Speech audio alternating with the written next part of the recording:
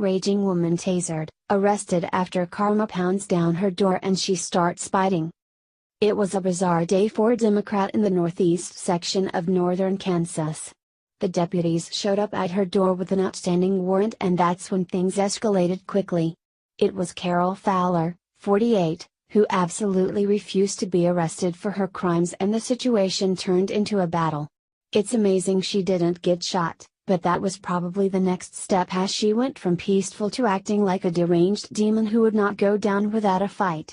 If the cops came knocking and looking for a fight, then they surely got one. However, the cops probably just thought this would be a peaceful arrest that would end up getting resolved in court and people would go about their business later. Little did they know they would have to break out the tasers and handle this 48-year-old Democrat as she picked a fight with the police. This fight apparently lasted almost 3 days.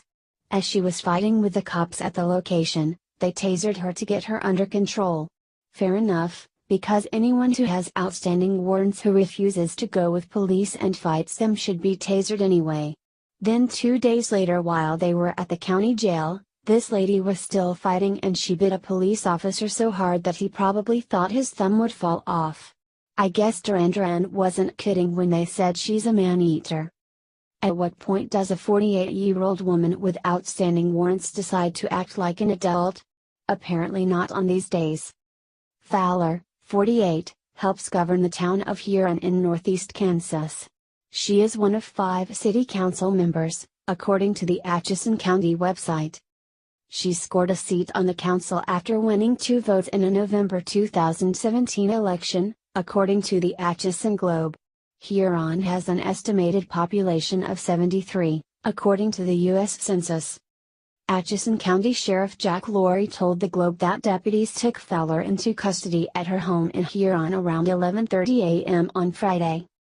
They arrested her on a warrant for failure to show up in Atchison County District Court on December, charges of being a pedestrian under the influence and interfering with law enforcement, according to the Globe.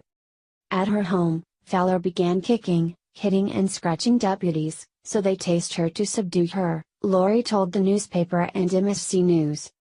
He said both deputies suffered superficial injuries. Fowler allegedly caused one deputy to bleed, but their wounds didn't need medical attention. That was Friday. Then came Monday. As staff at the Atchison County Jail tried to finish booking her, Fowler fought again, Laurie told MSC News. As jail officers tried to get her to remove her jewelry and other personal items, she bit a corrections officer on the thumb, the sheriff told MSC. They had 5 officers in there and it was a struggle for all of them to get her to comply, Laurie told MSC. She was able to get a hold of one of the correction officer's thumbs with her teeth and actually broke the bone in his thumb. The deputy was treated at the hospital, Laurie told the website, but will need ongoing treatment. Fowler faces a slew of charges stemming from what's transpired over the last few days. She was supposed to be in court on Monday to face charges stemming from her alleged assault at her home against the 2 deputies, but that appearance was rescheduled because of her emotional and physical condition, County Attorney Jerry Kuckelman told the Globe.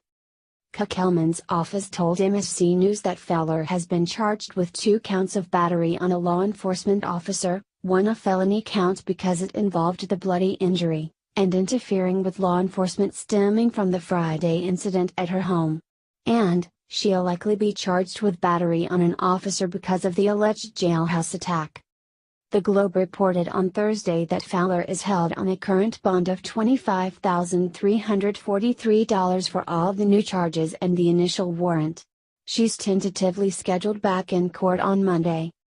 As of Friday, she was still listed as a member of the Huron City Council on the county's website.